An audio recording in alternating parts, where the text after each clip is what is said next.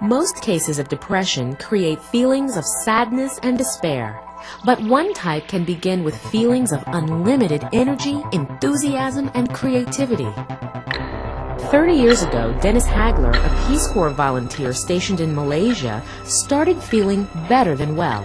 He felt inspired.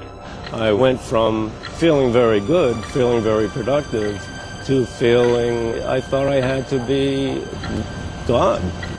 Dennis was suffering from a condition called bipolar disorder, also known as manic depression. I had a great future in front of me. I never thought in a million years that I was basically harboring a gene that would cause mental illness for the rest of my life. You wouldn't know it on the street, what these people are coping with. And yet, when things crash, they crash. Mania takes many forms. Wild spending, excessive talking, but eventually these activities give way and spiral into crushing depression. 15% of all people with this condition will commit suicide. The cycles of manic depression are unpredictable. Phases of mania can last for weeks. Depressive episodes can stretch for months or years. A naturally occurring salt called lithium is the first line of treatment.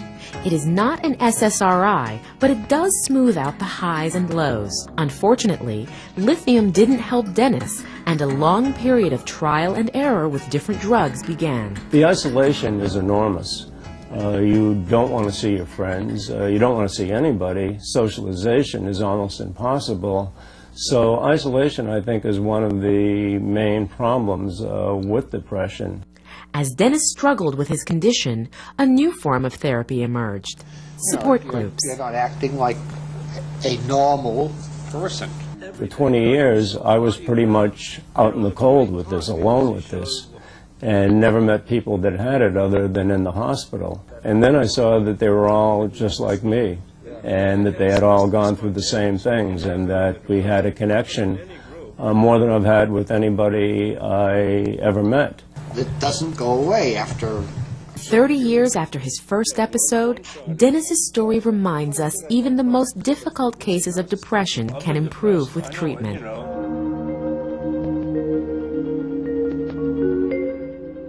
A great challenge facing scientists is finding ways to see depression in the human body. It's no easy task. The brain is an organ that's locked in a solid box. An X-ray of the head basically shows you bone. But now, advances in medical imaging are allowing researchers to see past the skull and into the brain. Over the last 15 to 20 years, there's been a development of tools that allow you to look at the brain in a way that we never could look at it before.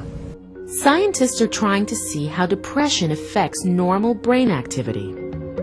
If somebody is at risk for the disorder or is actually living through it, certain parts of the brain are probably not working the way they would in someone who's not experiencing depression. Understanding how brains manage moods and emotions is the first step to seeing depression. To see depression in the brain, they start with an MRI scan. It provides an X-ray-like image of the brain's interior. This is the orbitofrontal lobe, an area scientists believe controls moods and emotions. Researchers can't see depression in these pictures. They extract data from the images to create graphs which illustrate what chemicals are present and active in the human brain.